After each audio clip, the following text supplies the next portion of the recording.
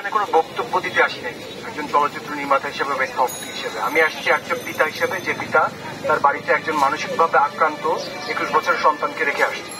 আমি আমার সন্তানকে 18 তারিখ রাস্তা থেকে একরকম গুলি চলছিল, মাথার উপর হেলিকপ্টার উঠছিল, তার মাঝখান থেকে আমি তুলে নিয়ে আসছি আমার সন্তানকে। এবং আমি জাস্ট আস্তে আস্তে এটা ভাবছিলাম যে যেই স্বাধীন দেশে, যেই স্বাধীন এবং গণতান্ত্রিক দেশে একটা দেশের সীমানা রক্ষা বাহিনী লেলায় দেওয়া হয় তার বাচ্চাদের উপর একটা ক্যান্টনমেন্ট থেকে আর্মার্ড ভেহিকল নামানো হয় 20-21 বছরের বাচ্চাদের জন্য, ছাত্রদের জন্য। সেই দেশ, সেই গণতন্ত্র দিয়ে আমি কি করব? আমি এরকম গণতন্ত্র চাই না, আমি এরকম দেশ চাই না। আমি এরকম একটা দেশ চাই যেখানে আমার সন্তান শান্তিতে সুন্দরভাবে রাস্তায় গিয়ে তার প্রতিবাদের কথাটা জানাতে পারবে। আমি চাই আমার সন্তান তার সাহস নিয়ে বড় হবে, তার সাহস নিয়ে বেঁচে উঠবে, নতুন বাংলাদেশ গড়বে। আপনারা বিকল্প নাই বলেন, আমাদের সন্তানরাই আমাদের বিকল্প। আপনারা বলেন যে এটা করেছে, সে সেটা করেছে, আমার সন্তান যেটা করেছে সেটাই আপনাদেরকে মেনে নিতে হবে। আমাদের সন্তানরাই আমাদের দেশের ভবিষ্যৎ। এই বিল্ডিং, গাড়ি বাড়ি আপনারা আমাদেরকে দেখান, এই বিল্ডিং কার পয়সায় তৈরি করা হয়েছে? কে তৈরি করেছে এই ব্রিজ আর এই মেট্রো রেল? এই মেট্রো দেশের সবচেয়ে বড় সম্পদ কি?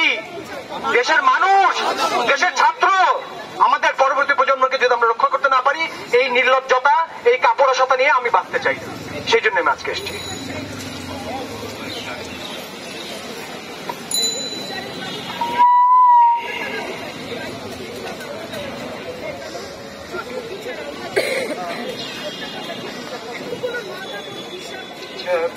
এবারে আমি কথা বলার জন্য অনুরোধ করছি একজন মা, খাদিজা।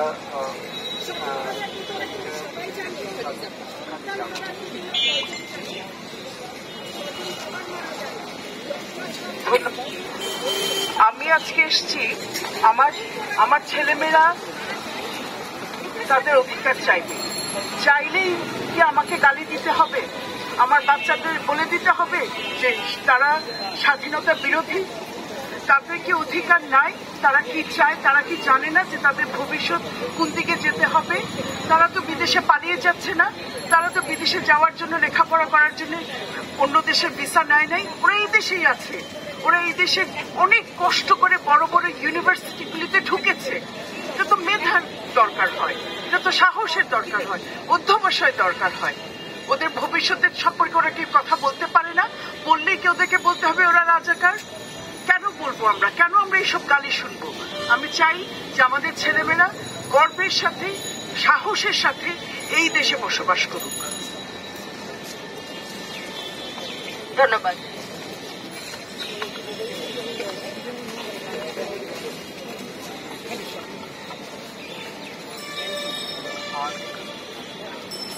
কথা বলার জন্য অনুরোধ করছি সারা ফারি নাম্বার, সারা ফারি।